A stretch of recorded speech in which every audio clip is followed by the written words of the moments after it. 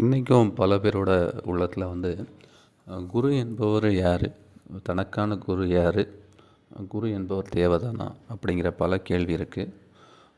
முதல்ல குரு என்பவர் யார் அப்படின்னா, இந்த உலகத்துக்கு நம்ம வர்றதுக்கு அப்பா அம்மா எப்படி உதவியாக இருந்தாங்களோ அதே மாதிரி குருங்கிறவர் இந்த உலகத்தில் நம்ம வாழ்கிறதுக்கு உண்டான ஒரு பெரிய பாதுகாப்பாரனாக இருக்கக்கூடியவர்.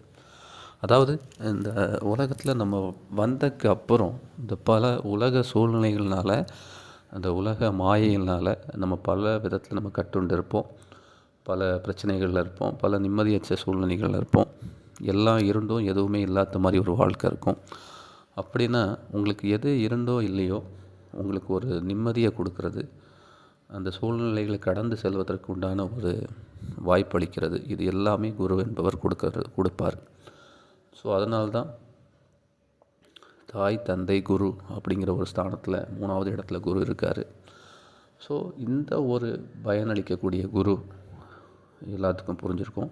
ஸோ இது தமக்கான குரு என்பவர் யார் என்பது அப்படின்னா அடுத்த கேள்வி. இப்போது பல குருமார்கள், பல ஞானியர்கள் நம்மளோட இந்த பாரத நாட்டில் இருக்காங்க. இந்தியாவுக்கு இது கிடைச்ச ஒரு பெரிய வரம்.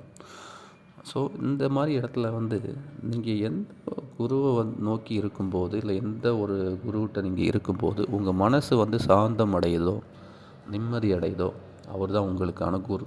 அவரை நீங்கள் கட்டியாக பிடிச்சிக்கணும்.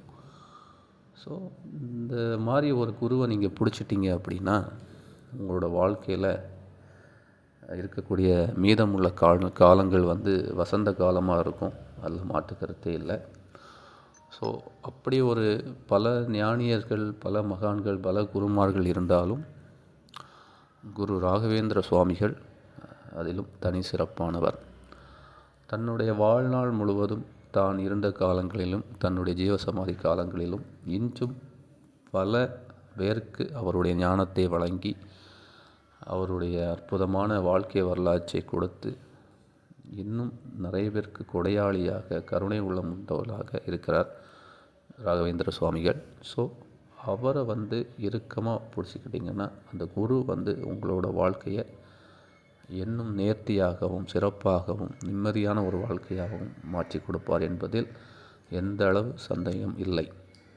குருவே சரணம். சகலமும் குருவே.